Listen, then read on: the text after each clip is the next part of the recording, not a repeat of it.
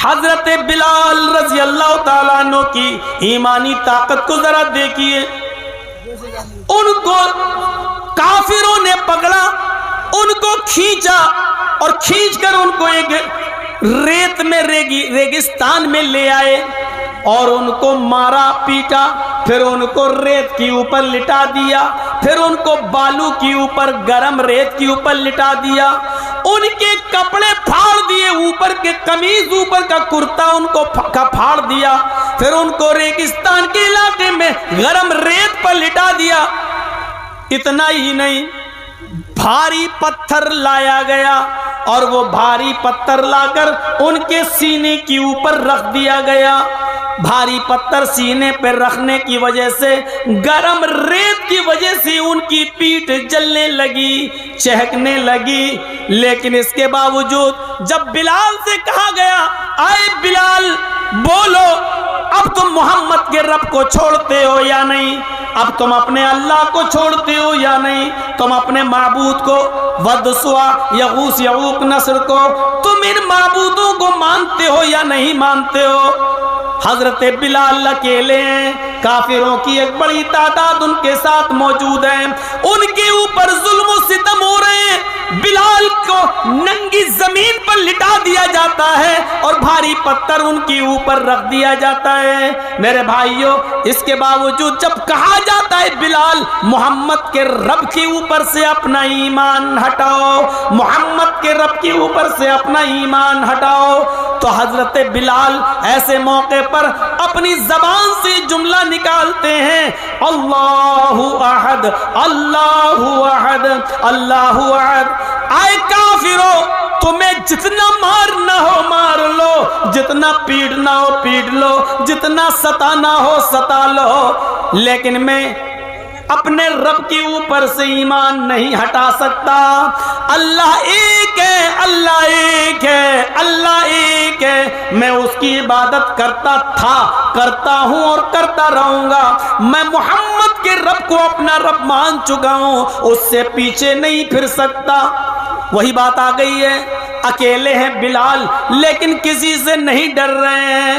بلال کے اندر یہ طاقت اگر کسی چیز نے پیدا کی ہے تو وہ ایمان کی طاقت ہے. جب ایمان کسی کے اندر آ جاتا ہے, جب ایمان کسی کے اندر پیدا ہو جاتا ہے, جب ایمان کا جذبہ کسی کے اندر پیوست ہو جاتا ہے, تو پھر وہ نہ کس دشمن سے ڈرتا ہے, نہ مخالف سے ڈرتا ہے, نہ کافروں سے ڈرتا ہے, نہ بادشاہ سے ڈرتا ہے, اس لیے کہ وہ جانتا ہے کہ میں اکیلا نہیں ہوں, میرا رب میرے ساتھ ہے, میرا پروردگار میرے ساتھ ہے.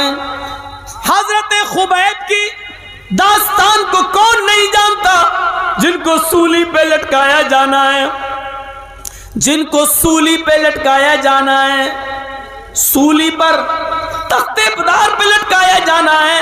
اور جب ان کو تختے پر لے جایا گیا, سولی پہ لے جایا گیا, پھانسی کے پھندے کے قریب لے جایا گیا, اور پھانسی کا پھندا ان کے گلے میں جب ڈالا جانے لگا تو حضرت خبیب سے کہا گیا, اے خبیب, آج تو تم بھی سوچ رہے ہوگے کہ جس محمد کی وجہ سے مجھے اتنی تکلیف اٹھانا پڑ رہی ہے, میری جان تک جا رہی ہے, آج محمد اس جگہ پر ہوتے اور میں بچ جاتا, محمد کے میری جان بچ جاتی اور محمد مارا جاتا. آج تو تمہیں بھی لگ رہا ہوگا کہ محمد کی وجہ سے مجھے سولی دی جا رہی ہے, کاش میری جگہ محمد کو پھانسی دی گئی ہوتی اور مجھے چھوڑ دیا گیا ہوتا. حضرت خبیب نے دیکھا پھانسی کا پھندا گلے تک آ گیا ہے, مسکراتے ہیں اور کافروں کو یہ جواب دیتے ہیں, اے کافروں, تم نے بہت چھوٹی بات کی ہے, تم نے بہت گری ہوئی بات کی ہے. کیا میں یہ چاہتا ہوں کہ محمد پھنس جاؤں اور میں بچ جاؤں؟ اللہ کی قسم, اگر تم محمد رسول اللہ کو میرے سامنے لے بھی آؤ اور یہ کہو, اے خبیب, صرف محمد کے پیر میں کانٹا چبھا لینے دے, محمد کے پیر میں صرف کانٹا چبھا لینے دے, محمد کے پیر میں صرف کانٹا ہم کو چبھانے کی اجازت دے دے, میں تیری جان بخش دوں گا. اللہ کی قسم میں یہ بھی برداشت نہیں کروں گا کہ میری جان اس کہ بدلے میں محمد رسول اللہ کے پیر میں کانٹا بھی چبھایا جائے، میں یہ بھی گوارا نہیں کروں گا، میں چاہوں گا کہ میری جان چلی جائے لیکن محمد رسول اللہ کے پیر میں کانٹا بھی نہ چبھنے پائے، میں اپنی جان دے دوں گا لیکن نبی کے پیر میں کانٹا بھی نہیں چبھنے دوں گا۔ میرے بھائیوں، ایمان جب کسی کے اندر گھر کرتا ہے تو اس کے اندر یہ اسپرٹ پیدا ہوتی ہے، اس کے اندر یہ طاقت پیدا ہوتی ہے۔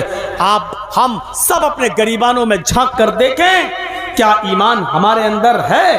کیا یہ اسپرٹ ہمارے اندر پیدا ہوئی؟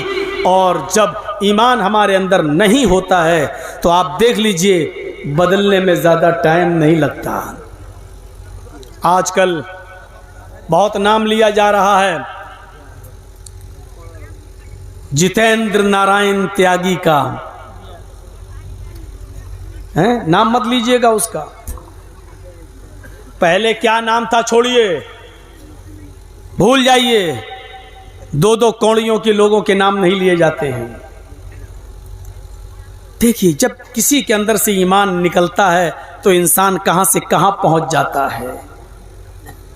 چلے تھے صاحب قرآن بدلنے، چلے تھے قرآن کی 26 آیتوں کو نکلوانے، قسم کھایا تھا کہ میں اس قرآن کو بدل کے رہوں گا، اس قرآن کو چینج کر کے رہوں گا، اس قرآن کو ہٹا کے رہوں گا، 26 آیتیں اس کی نکلوا کے دم لوں گا۔ چلا تھا قرآن بدلنے، اللہ نے ایسا بدلا کہ میری کتاب کو بدلنے کا سپنا دیکھنے والے، دیکھ میں نے تجھی کو بدل ڈالا۔ تیری اوقات کیا ہے قرآن کو بدلے گا؟ تو 26 آیتوں کی بات کرتا ہے۔ تو اگر مرنے کے بعد 26 مرتبہ زندہ ہو کر 26 مرتبہ بھی مر کر 26 مرتبہ بھی زندہ ہو جائے اور 26 مرتبہ زندہ ہونے کے بعد بھی اگر یہ چاہے کہ ہم 26 آیتیں بدل دیں تو 26 آیتیں تو بہت دور کی بات، قرآن کے 26 لفظ بھی نہیں بدل سکتا، اور 26 لفظ تو بہت دور کی بات، قرآن کا ایک نقطہ بھی ادھر سے ادھر نہیں کر سکتا۔ اللہ نے ایسا بدلا کہ وہ بیچارہ ایک مندر میں جا کے سرڑ لے کر ہون کرتے ہوئے پوجا کر رہا ہے اور اپنے ماتھے پر ٹیکا لگا رہا ہے، اور اس نے بھی یہ ثابت کر دیا کہ اب ہم پوری طریقے سے بدل گئے ہیں، اب اسلام سے ہمارا کوئی تعلق نہیں ہے۔ لیکن جس نے اپنے آپ کو پوری طریقے سے بدل لیا، آج وہ یہ سمجھ رہا ہے کہ میں بدل گیا، آج وہ سمجھ رہا ہے کہ میں نے اسلام کو چھوڑ دیا، آج وہ یہ سمجھتا ہے کہ میں نے پوری طریقے سے چینج ہو گیا۔ لیکن وہی نارائن، جتیندر نارائن تیاگی جب پیشاب کرنے کے لیے بیٹھے گا، اللہ کی قسم وہ یہی سوچے گا کہ میں نے اپنے آپ کو تو بدل دیا لیکن یہ ختنہ بھی بدل جاتا تو اچھا ہوتا، یہ میرے نیچے کا حصہ، میری نیچے کی مشین بھی اگر چینج ہو جاتی تو اچھا ہوتا۔ وہ اپنے آپ کو گالیاں دے گا کہ ہم نے سب کو بدلا، اپنے آپ کو بدل دیا، یہی نہیں بدل پایا میں۔ مودی جی کو فون کر رہا ہوگا بار بار، دنیا میں کہیں بھیج کے ہم یہ ختنہ بدلوا دو، یہ صحیح کرا دو، اور حکومت کی طرف سے فون جا رہے ہوں گے فرانس، جاپان، آسٹریلیا، لندن، کوئی ایسی سرجری نکالو کہ اس کا ختنہ صحیح ہو جائے، جیسے انسان نارمل طریقے سے پیدا ہوتا اس پہ آ جائے، لیکن دنیا میں ایسی کوئی سرجری ہی نہیں ہے۔ شاید دوسرے ملکوں کے لوگوں نے فون پہ کہہ دیا ہوگا مودی جی جیسا ہے ویسا ہی رہنے دو، اگر سرجری کروائی تو پوری کی مشین غائب کرنا پڑے گی، پھر یہ بیچارہ نہ مرد ہی رہے گا نہ عورت، بیچ والا کہیں نہ بن جائے، اس لیے اس کو ایسے ہی رہنے دو۔ اب آپ دیکھ لیجئے کہ اس کو اللہ نے کہاں پہنچا دیا۔ وہ پوجا کرے گا، اپنے آپ کو ہندو سمجھے گا، مورتی کے سامنے جھکے گا، اپنے آپ کو ہندو سمجھے گا، پنڈتوں کے بیچ میں جائے گا، اپنے آپ کو تیاگی سمجھے گا، برہمن سے اپنے آپ کو سمجھے گا، لیکن جب وہ پیشاب کرنے کے لیے بیٹھے گا تو سوچے گا یہ نہیں، ابھی میں پوری طریقے سے ہندو نہیں ہوں۔ لیٹرین کرنے جائے گا تو اس کی نظر پڑے گی کم بخت یہ چیز کیسے بدلی جائے گی؟ اپنے آپ کو تو بدل دیا، یہ نہیں بدل پا رہا ہوں میں۔ یہ چیز اس کو زندگی بھر کوستی رہے گی، یہ چیز اس کو زندگی بھر احساس دلاتی رہے گی، اور وہ خود سوچ رہا ہوگا بیچارہ کہ یہ میرا کیا ہو رہا ہے، یہ کیا ہو گیا، اور زندگی بھر یہ چیز اس کا پیچھا نہیں چھوڑے گی۔ اس کو کہتے ہیں میرے بھائیوں اوپر والے کی مار۔ بدلنے کے باوجود بھی وہ یہ نہیں کہہ سکتا ہے کہ میں پوری طریقے سے بدل گیا، پوری طریقے سے اسلام کو چھوڑنے کے باوجود وہ یہ نہیں کہہ سکتا کہ میں اوپر سے نیچے تک پوری طریقے سے میں ہندو ہوں، وہ یہ نہیں کہہ سکتا ہے، کیونکہ ہندو بھائی ہمیشہ یہی گالی دیتے ہیں ہمیں، کٹوئے کٹوئے کٹملے کٹوئے، ہم کو زندگی بھر یہی گالی دیتے ہیں۔ اب وہ اس کو کیا کہیں گے؟ برہمن تو ہے، ہندو تو ہے، لیکن اس کو ہم کہیں گے کٹوا ہندو۔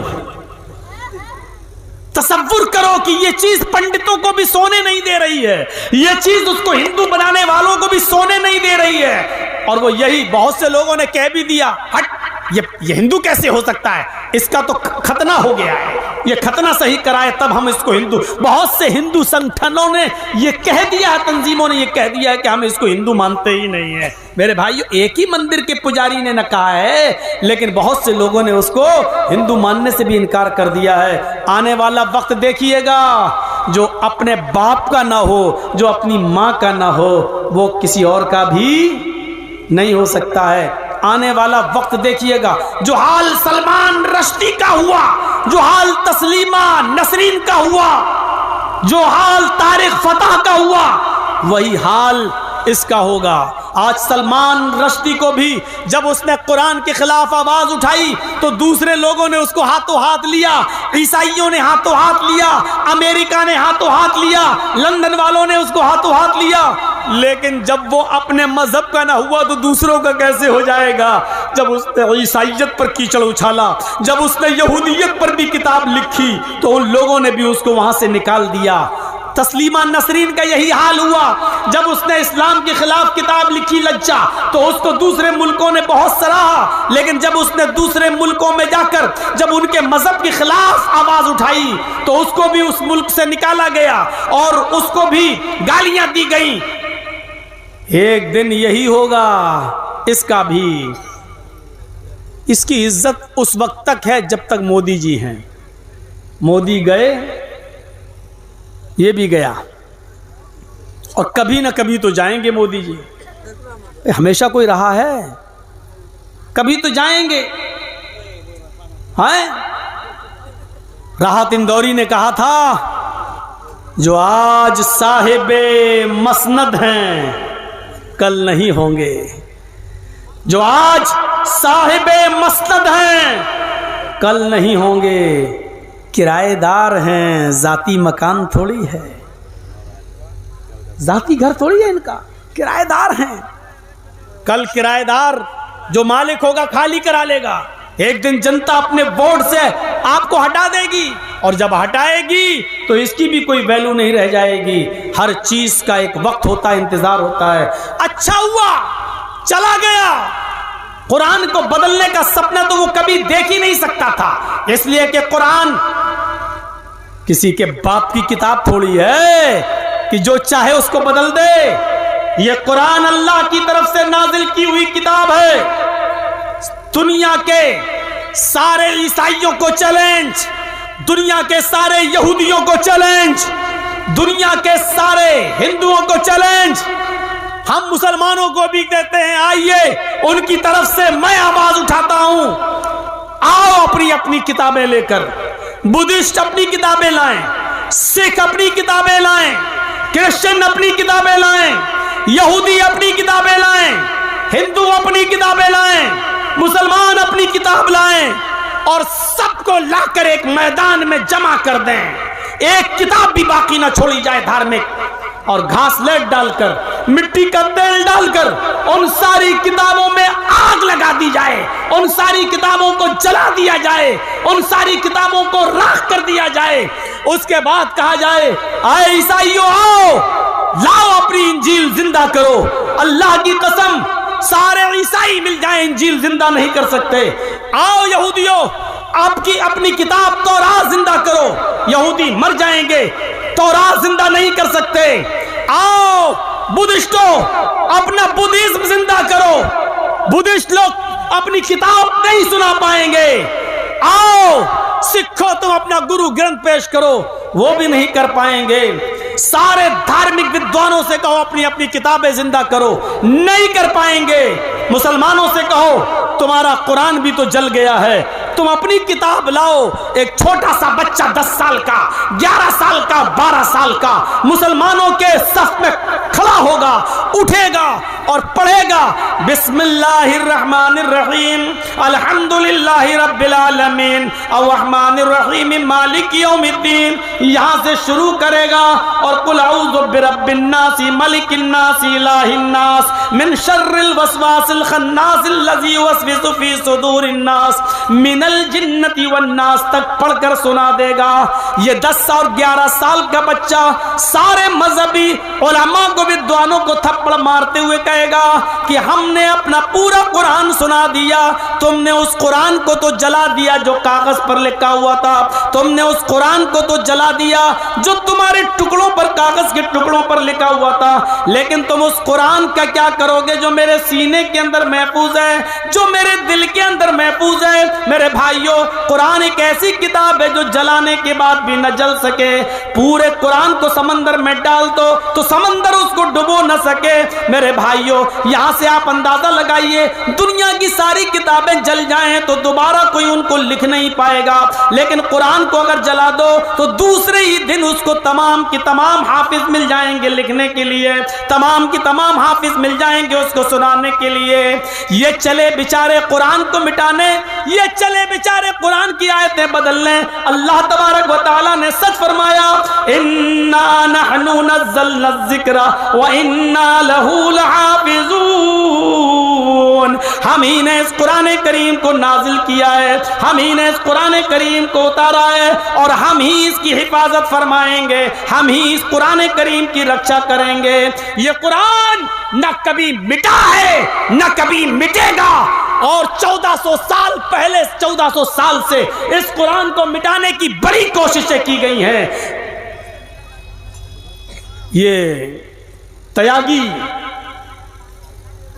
یہ کوئی نیا نہیں ہے, اس سے پہلے بھی بہت لوگ اٹھ چکے ہیں اس قرآن کے خلاف آواز اٹھانے کے لیے.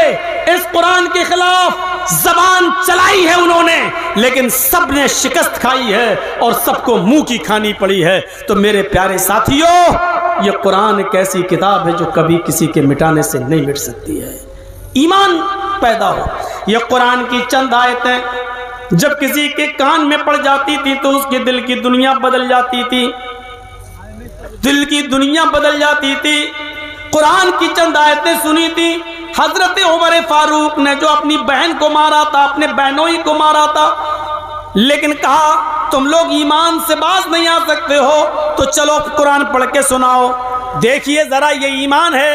حضرت عمر فاروق نکل تو رہے ہیں جناب محمد رسول اللہ کو مارنے, تلوار نکال لی کہ آج محمد کو قتل کر دیں گے صلی اللہ علیہ وسلم, لیکن راستے میں کسی نے کہا کہاں جا رہے ہو, جواب دیا محمد کو مارنے.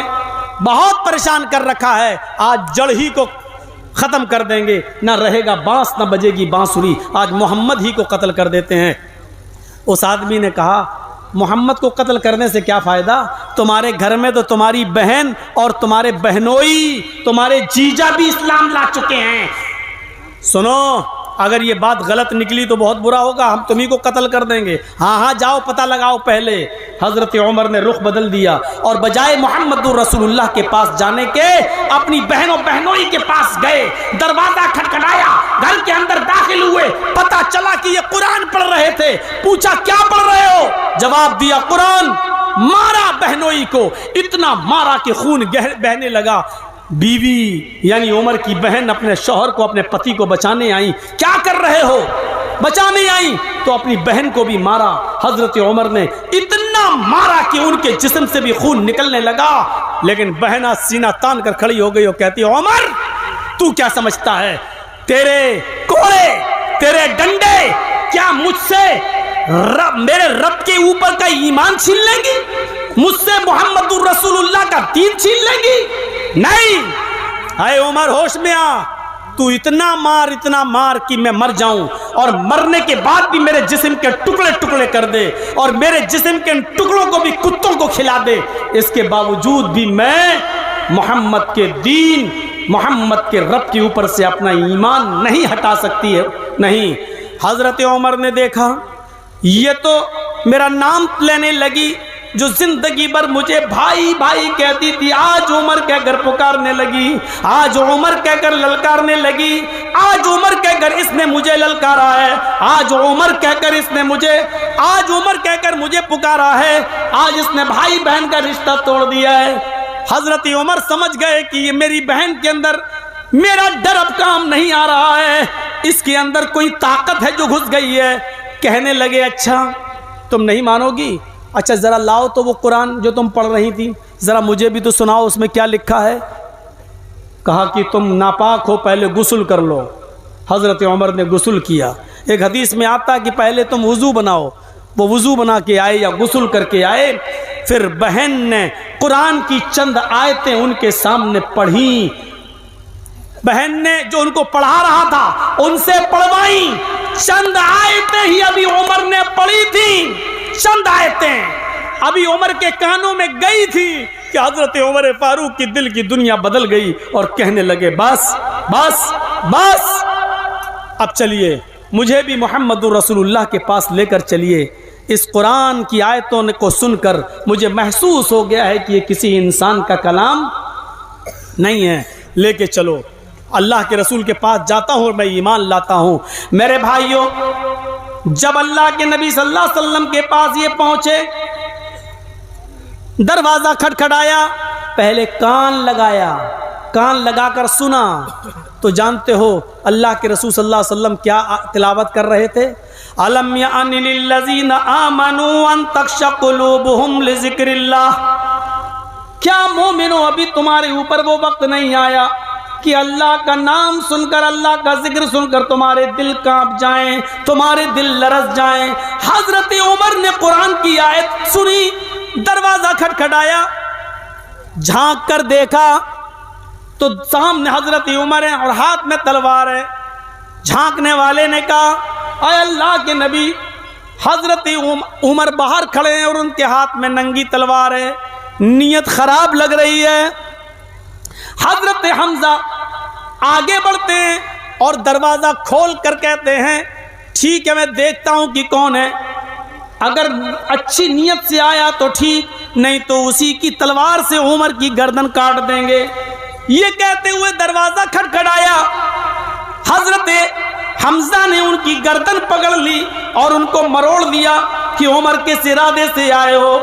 حضرت عمر کہتے ہیں ابھی ابھی محمد رسول اللہ تلاوت کر رہے تھے، أَلَمْ يَعْنِ لِلَّذِينَ آمَنُوا أَن تَخْشَعَ قُلُوبُهُمْ لِذِكْرِ اللَّهِ، کیا ابھی وہ وقت نہیں آیا اہل ایمان کے لیے کہ اللہ کا نام سن کر، اللہ کا ذکر سن کر ان کے دل کانپ جائیں؟ ہاں ہاں میرا دل کانپ گیا ہے، عمر اسلام لانے کے لیے آ گیا ہے، عمر کی نیت صاف ہے، میں اسلام لانے آیا ہوں، میں اسلام قبول کرنے آیا ہوں۔ اور پھر حضرت عمر فاروق نے اسلام قبول کر لیا۔ 39 آدمی پہلے مسلمان ہو چکے تھے، 40 میں حضرت عمر تھے۔ کتنے؟ 40 میں حضرت عمر۔ آج زندگی میں پہلی بار نعرہ لگا۔ 39 آدمی جب مسلمان ہوئے تو نعرہ نہیں لگا، لیکن 40 میں جب حضرت عمر اسلام لائے تو صحابہ میں اتنی زور کا نعرہ لگا کہ پہلی بار زید ابن ارقم کے گھر سے یہ آواز گونجی اور باہر نکلی، آواز آئی للہ تکبیر، اور سب نے کہا اللہ اکبر۔ اللہ اکبر کا نعرہ بلند ہوتا ہے۔ حضرت عمر فاروق کے اسلام لانے کے بعد یہ آواز پہلی بار کسی کے گھر سے باہر نکلی، اللہ اکبر کی زور سے آواز۔ اللہ کے نبی نے کہا عمر آج میں اتنا خوش ہوں، اتنا خوش ہوں، اتنا خوش ہوں کہ دل چاہتا ہے کہ تم جو مانگو آج میں تمہیں انعام میں دوں، جو مانگو وہ میں تمہیں انعام میں دوں۔ حضرت عمر کہتے ہیں اے اللہ کے نبی کیا آپ مجھے انعام دینا چاہتے ہیں؟ ہاں بتاؤ اے عمر تمہیں کیا چاہیے؟ حضرت عمر نے جو جواب دیا وہ سنیے. اے اللہ کے نبی میں چاہتا ہوں آپ کے 39 آدمی جو اسلام لا چکے ہیں وہ آج خانہ کعبہ میں جا کر نماز ادا کریں، آپ ان کے امام بنیں. آپ کو اب تک خانہ کعبہ میں گھس کر نماز نہیں پڑھنے دی جا رہی ہے، خانہ کعبہ میں آپ کے اوپر روک لگی ہوئی ہے. میں چاہتا ہوں کہ آپ ان لوگوں کو نماز پڑھائیں اور 39 لوگ ان کے پیچھے نماز پڑھیں. اللہ کے نبی نے کہا اے عمر اور تم کیا کرو گے؟ اے عمر تم کیا کرو گے؟ میں نماز پڑھاؤں اور سب لوگ میرے پیچھے نماز پڑھیں تو تم کیا کرو گے؟ کہا اللہ کے رسول میں ننگی تلوار لے کر کعبہ کے دروازے پر کھڑا ہو جاتا ہوں، میں ننگی تلوار لے کر کعبہ کے دروازے پر کھڑا ہو جاتا ہوں اور دیکھتا ہوں کس کی ماں نے کس کو کتنا دودھ پلایا ہے، کس کی ماں نے کس کو کتنا دودھ پلایا ہے جو آپ کو نماز پڑھانے سے روک سکے. دیکھیے ایمان جب عمر کے اندر پیدا ہوا، قرآن کی آیتیں پڑھی اور اسلام لائے.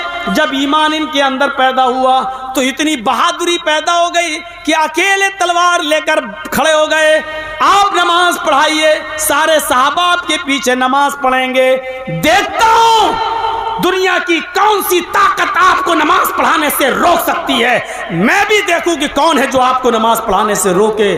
اور زندگی میں پہلی بار محمد الرسول اللہ صلی اللہ علیہ وسلم نے خانہ کعبہ کے اندر نماز پڑھائی اور حضرت عمر خانہ کعبہ کے دروازے کے باہر کھڑے ہو کر لوگوں سے کہتے رہے آؤ دیکھیں کہ کون محمد کو نماز پڑھانے سے روکتا ہے.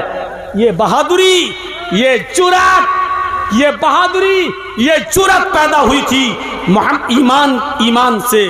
تو آج ایمان ہمارے اندر نہیں ہے، ایمان ہے تو عمل صالح ہمارے اندر نہیں ہے. مجھے بتائیے اور ایک بات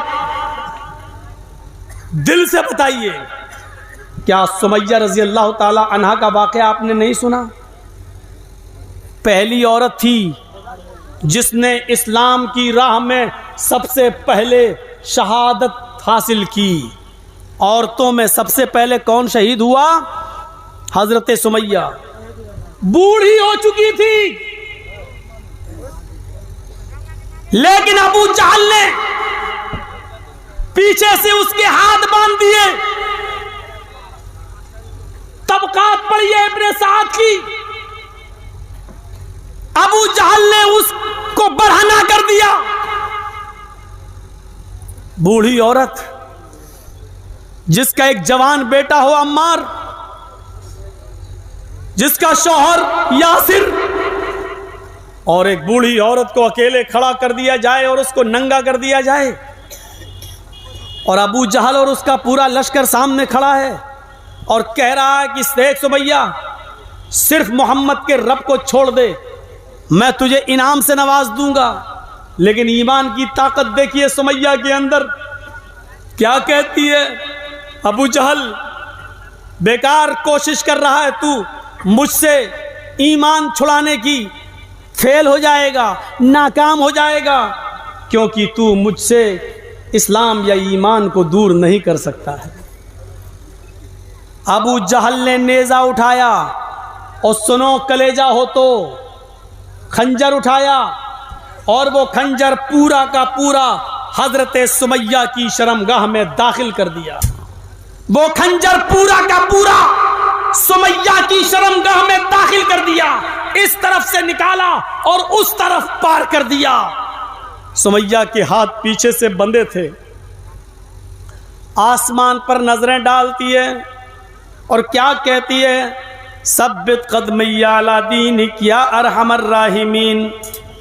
ہے رحم کرنے والے پروردگار، ہے ارحم الراحمین، تم مجھے ثابت قدم رکھنا، ابو جہل مجھے اتنی تکلیفیں دے رہا ہے، اتنی تکلیفیں دے رہا ہے کہ اس کی دی ہوئی تکلیفوں سے مجھے ڈر لگتا ہے کہ کہیں میں ایمان نہ چھوڑ بیٹھوں۔ آئے اللہ میری جان چلی جائے مجھے گوارا ہے، لیکن مرتے مرتے میرے ایمان کو، میرے اسلام کو باقی رکھنا۔ ثبت قدمی علی دینک، اے اللہ میرے دین کی اوپر، اپنے دین کی اوپر میرے اسلام کو ثابت قدم رکھنا۔ اے اللہ میں بہک نہ جاؤں، کہیں اسلام اور ایمان نہ چھوڑ بیٹھوں۔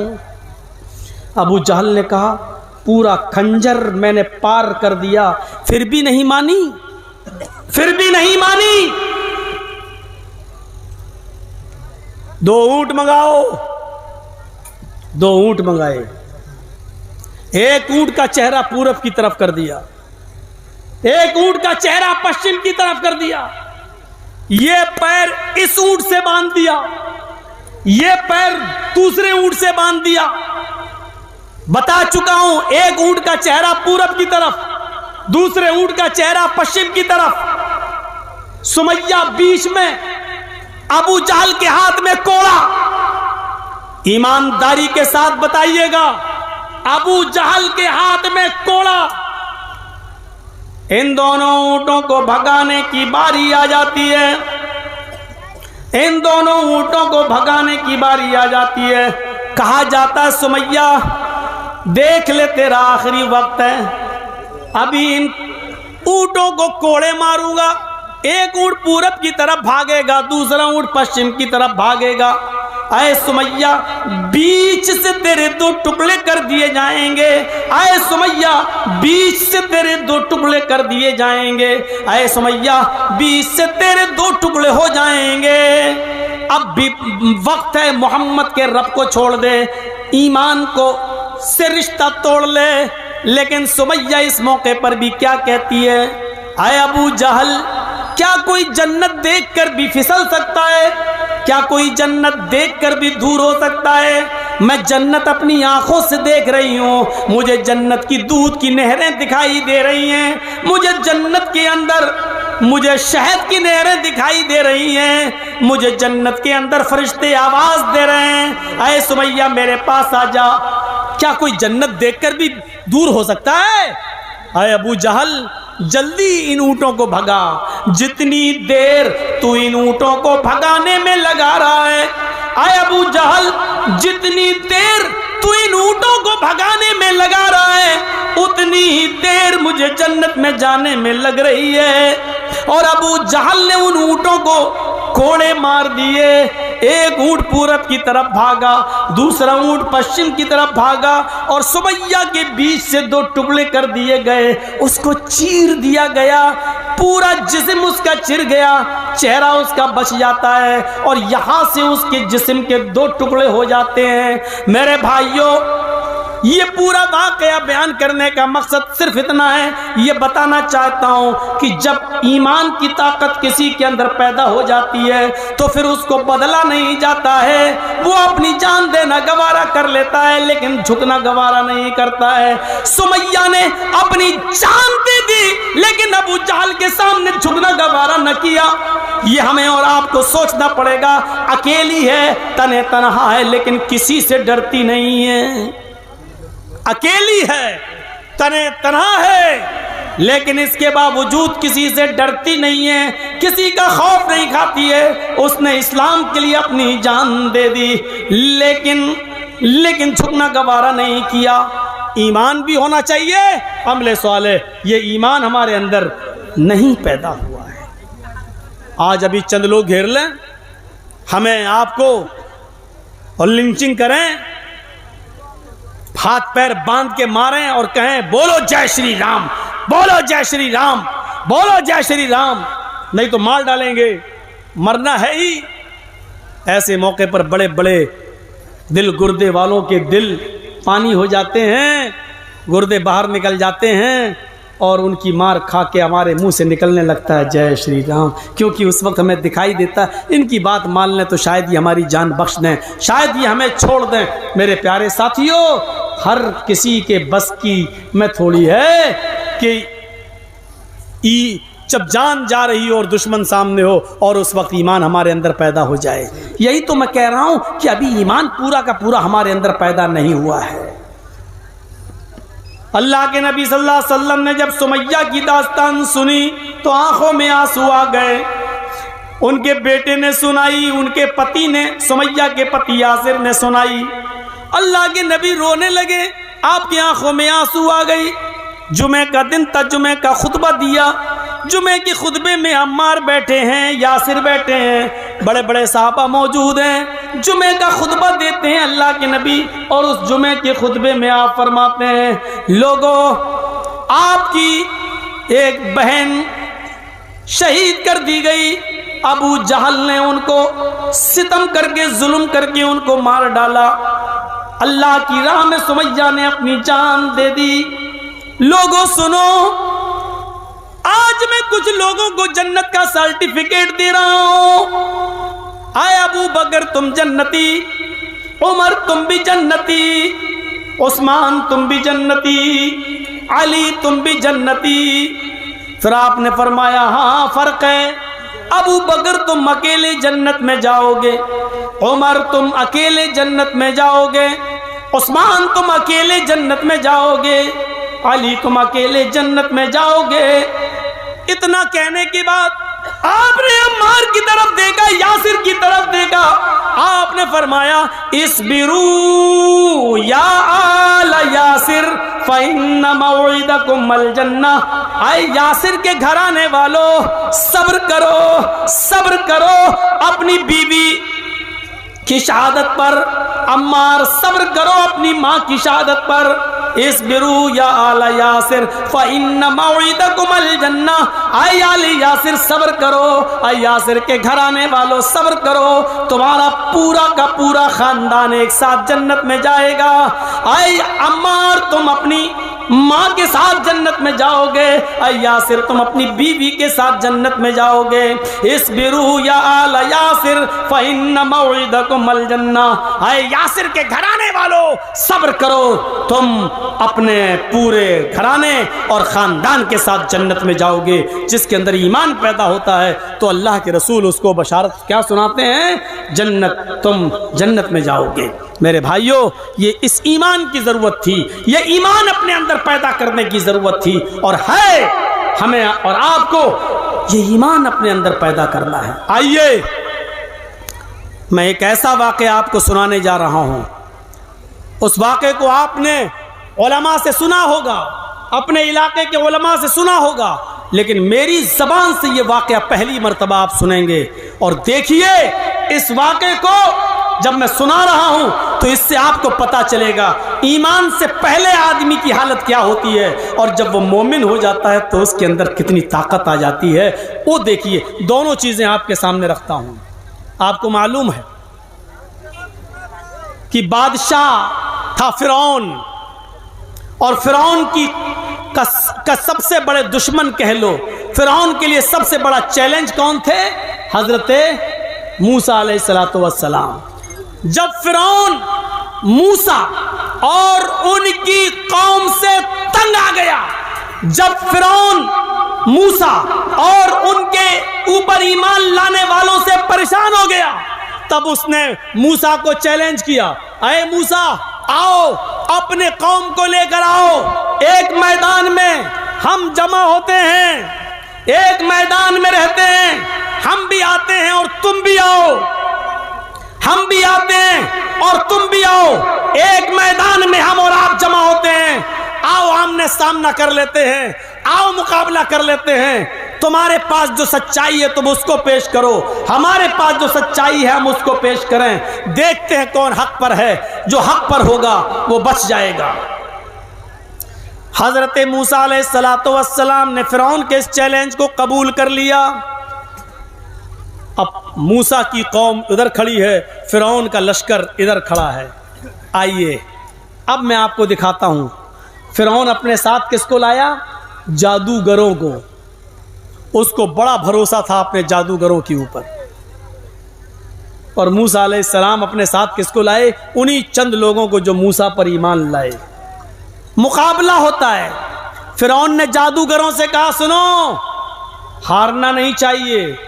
ایسا تلسم دکھاؤ, ایسا کرتب دکھاؤ جس کو دیکھ کر موسیٰ اور موسیٰ کے اوپر ایمان لانے والے بھاگ جائیں. جیسے ہی فرعون نے یہ کہا تو فرعون کے جادوگروں نے کیا کہا؟ آئے فرعون بے فکر رہیے, جیتیں گے تو ہم ہی. ہم ایسا جادو دکھاتے ہیں, ایسا تلسم دکھاتے ہیں, ایسا کرتب دکھاتے ہیں جس کو دیکھ کر موسیٰ اور موسیٰ کے سامنے جو لوگ ایمان لائے ابھی بھاگ کھڑے ہوں گے, ڈر جائیں گے, بھاگ جائیں گے, کوئی مقابلہ نہیں کر پائے گا. میں دکھانے جا رہا ہوں, لیکن ہمیں اپنا تلسم دکھانے سے پہلے اتنا بتا دو, اِنَّا لَنَا لَأَجْرًا إِن كُنَّا نَحْنُ الْغَالِبِينَ. قرآن کے الفاظ ہیں. قرآن کیا کہتا ہے؟ جادوگروں نے کیا کہا؟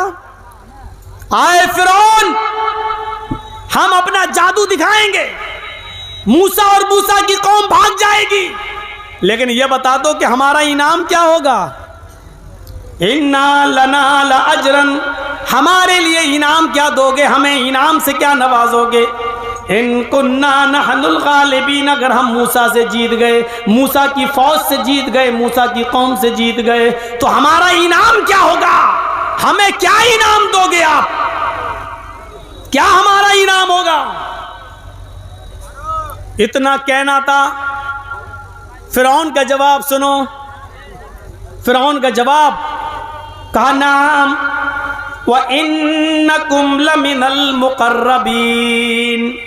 اگر تم فرعون سے اگر تم موسیٰ سے جیت گئے, موسیٰ کی قوم بھاگ گئی اور موسیٰ پر غالب آ گئے, تو ہم تمہیں اپنا مقرب بنا لیں گے, تم ہمارے وزیر بن جاؤ گے, ہم تمہیں اپنی کیبنیٹ میں شامل کر لیں گے, ہم تمہیں منسٹر بنا دیں گے, ہم تمہیں وزیر بنا دیں گے. وَإِنَّكُمْ لَمِنَ الْمُقَرَّبِينَ, تب تم ہمارے خاص قرابت داروں میں ہو جاؤ گے, ہمارے مقرب بن جاؤ گے, ہمارے ساتھ تمہارا اچھا معاملہ ہوگا. یعنی تم ہمارے پاس بیٹھو گے, ہم کوئی بھی کام کریں گے ملک کے لیے تو تم سے مشورہ کریں گے, تمہیں اچھی دولت دیں گے, اچھا پیسہ دیں گے, اچھے انعام سے تمہیں نوازیں گے, تو ہمارے مقرب ہو جاؤ گے. اب مودی جی کہہ دیں کسی سے یہ کام کر دو تو ہمارے قریبی ہو جاؤ گے, تو وہ آدمی وہ کام کرے گا کہ نہیں کرے گا؟ مودی جی تو بہت دور کی بات, آپ کے نتیش جی اگر کہتے ہیں کہ یہ کام کر دو تو وہ آدمی قریب ہو جائے گا فوراً.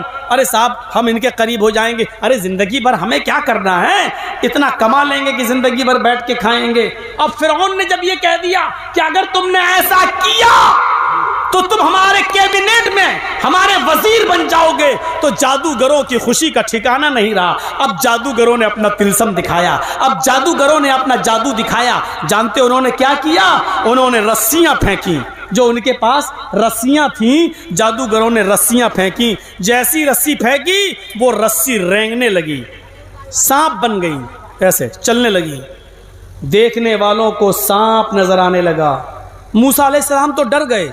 اللہ نے کہا لا تخف, نا ڈرو نہیں, یہ دکھائی دے رہی ہیں, یہ سانپ دکھائی دے رہے ہیں, لیکن حقیقت میں سانپ نہیں ہے, یہ نظروں کا پھیر ہے. یہ تمہیں جو سانپ نظر آ رہے ہیں یہ سانپ ہے نہیں, یہ ان کا جادو ہے. آنکھوں پر انہوں نے نظر بند کر رکھی ہے, یہ رسیاں ہیں, سانپ نہیں ہے. اس لیے رکو, ڈرنا نہیں. جیسی وہ رسیاں رینگنے لگیں اور موسیٰ علیہ السلام کے قریب جانے لگیں, ان کو سانپ نظر آنے لگیں. موسیٰ علیہ السلام اور ان کی قوم ڈرنے لگی. اللہ رب العالمین نے موسیٰ علیہ السلام کو حکم دیا, اپنے نبی کو حکم دیا, ان القی عصاک, اے موسیٰ دیکھتے کیا ہو, تمہارے ہاتھ میں جو ڈنڈا ہے, تمہارے ہاتھ میں جو لاٹھی ہے, اس لاٹھی کو تم زمین کے اوپر مارو. کیوں ڈر رہے ہو؟ اس لاٹھی کو تم زمین کے اوپر مارو اور پھر ہماری قدرت دیکھو. حضرت موسیٰ نے لاٹھی زمین کے اوپر مار دی, جو عصا تھا, جو ڈنڈا تھا, وہ زمین کے اوپر مار دیا. جیسے ہی زمین کے اوپر اپنا ڈنڈا مارا, وہ ڈنڈا اژدہا بن گیا, اژدہا. فَإِذَا هِيَ تَلْقَفُ, منہ کھولا اور سارے سانپوں کو کھا گیا. فرعون کے جادوگروں کی جو رسیاں سانپ دکھ رہی تھیں, موسیٰ علیہ السلام نے زمین پر ڈنڈا مارا تو اژدہا بن گیا, اور اژدہے نے جو منہ کھولا تو سارے فرعون کے جادوگروں کے سانپ کو وہ کھا گیا. اب جادوگر تو ڈر گئے، یہ کیا ہو گیا، اور وہیں سے سمجھ گئے، وہیں سے سمجھ گئے، وہیں سے احساس پیدا ہو گیا اور سمجھ گئے کہ ہم نے جو دکھایا تھا وہ جادو ہے، لیکن موسیٰ نے جو دکھایا وہ جادو نہیں ہے، ہم نے جو دکھایا وہ جادو ہے اور موسیٰ نے جو دکھایا وہ جادو نہیں ہے، وہ اللہ کی طرف سے ان کو ملا ہے۔ اگر کچھ ہو گیا ہم زندہ نہیں بچیں گے، کیونکہ اللہ کی طرف سے واضح نشانی دی گئی ہے موسیٰ کو، اس لیے بہتری اسی میں ہے کہ موسیٰ کا مقابلہ نہ کیا جائے، کیونکہ موسیٰ کے پاس جو نشانی ہے، جو چیز ہے، وہ ہمارے جادو کے اوپر بھاری ہے، ہم ہار ہی جائیں گے۔ اس لیے جیسے ہی ان فرعون کے جادوگروں نے جب یہ دیکھا کہ اژدہا ہماری رسیوں کو کھا گیا، ہمارے سانپوں کو کھا گیا، تو ان کا دل بدل گیا اور ان کے اندر ایمان پیدا ہو گیا اور فوراً چیخ پڑے۔ قرآن کہتا ہے فرعون کے جادوگروں نے چیختے ہوئے کہا آمنا برب العالمین رب موسیٰ و ہارون، ہم گواہی دیتے ہیں کہ ہم رب العالمین پر ایمان لائے، ہاں ہاں ہم اللہ رب العالمین پر ایمان لاتے ہیں، رب موسیٰ و ہارون، ہم موسیٰ اور ہارون کے رب پر ایمان لاتے ہیں، ہم اس خدا پر، ہم اس رب پر ایمان لاتے ہیں جو موسیٰ کا رب ہے، ہم اس رب پر ایمان لاتے ہیں جو ہارون کا رب ہے۔ اب جب یہ ایمان لے آئے تو فرعون کو بڑا ڈر لگا، اچھا فرعون کو بڑا وہ ہوا، ہم تمہیں اپنے لیے لائے تھے کہ موسیٰ پر ایمان لانے کے لیے لائے تھے، موسیٰ کے رب پر ایمان لانے کے لیے لائے تھے، تمہاری ہمت کیسے پڑی میری اجازت کے بغیر تم ایمان لائے ہو؟ موسیٰ علیہ السلام پر ایمان لانے والے جادوگروں نے کہا اے فرعون غلط فہمی میں ہو، جب واضح نشانیاں آ گئیں، اللہ کی قدرت کو ہم نے دیکھ لیا، تو پھر ہم تم سے اجازت لے کر کیوں ایمان لائیں؟ ہمارے دل نے اندر سے گواہی دی، ہم ایمان لائے، آج سے تو ہمارا رب نہیں ہے، آج سے میں رب العالمین پر ایمان لایا ہوں، اس رب پر جو موسیٰ کا رب ہے، جو ہارون کا رب ہے۔ اب جانتے ہو ابھی تک جو انعام مانگ رہے تھے فرعون سے، کیا انعام ملے گا؟ کیا انعام؟ اب جب اسلام لائے، ایمان لائے، تو فرعون نے ان کو دھمکی کیا دی؟ سن دو قرآن کیا کہتا ہے، کوئی اعلان کرنا ہے کیا؟ ٹھیک ہے ٹھیک، تو میرے بھائیوں بیٹھیے، آیا کچھ وید سننا چاہتے ہیں؟ اب ہمیں پتہ چل گیا کہ قرآن و حدیث سے زیادہ یہ قوم ویدوں پہ مرتی ہے۔ ارے اسی وید کے چکر میں تو یہ تیاگی بن گیا ہے، اور آپ کو قرآن حدیث ایمان کی باتیں سنائی جا رہی ہیں لیکن آپ کی سمجھ میں نہیں آ رہی۔ ٹھیک ہے پڑھ دیتا ہوں، لیکن اس واقعے کو پورا سن لیجئے آپ میرے بھائیوں، سنیے۔ اس کے بعد فرعون نے جو دھمکی دی اس دھمکی کو سنیے، کہا کہ اچھا تو تم ایمان لائے ہو؟ کہ ہاں ہم ایمان لائے ہیں۔ تو کہا سنو لَأُقَطِّعَنَّ أَيْدِيَكُمْ وَأَرْجُلَكُمْ مِنْ خِلَافٍ ثُمَّ لَأُصَلِّبَنَّكُمْ أَجْمَعِينَ۔ آئے موسیٰ پر ایمان لانے والے میرے جادوگروں، اگر تم نے موسیٰ اور ہارون کے رب کے اوپر سے ایمان نہ چھوڑا، لَأُقَطِّعَنَّ أَيْدِيَكُمْ وَأَرْجُلَكُمْ، تو میں تمہارے ہاتھ کٹوا دوں گا، میں تمہارے پیر کٹوا دوں گا، من خلاف، مخالف سمتوں سے، یعنی دائنا ہاتھ کاٹیں گے تو بایاں پیر، یا بایاں ہاتھ کاٹیں گے تو دایاں پیر۔